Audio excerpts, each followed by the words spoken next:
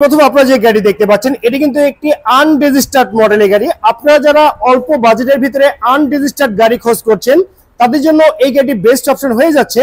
আর এটি কিন্তু হচ্ছে আপনার টয়োটা ব্র্যান্ডের পিয়ার্স মডেলের গাড়ি। এই গাড়ির মডেলটি হচ্ছে 2018 সাল, আর রেজিস্ট্রেশনটি কিন্তু আনরেজিস্টার্ড। যখন নেবেন তখন আমি আপনাকে রেজিস্ট্রেশন করে দিব।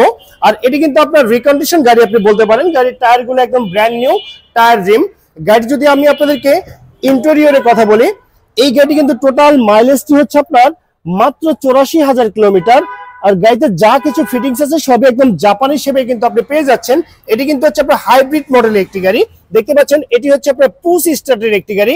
এসি পারফরমেন্স থেকে শুরু করে এই গাড়িতে আপনার নতুন গাড়িতে যে ফিচারগুলো পাবেন সকল ফিচার কিন্তু একদম পারফেক্ট অবস্থায় আছে। আর এটি কিন্তু হচ্ছে আপনার হাই গ্রেডের একটি গাড়ি।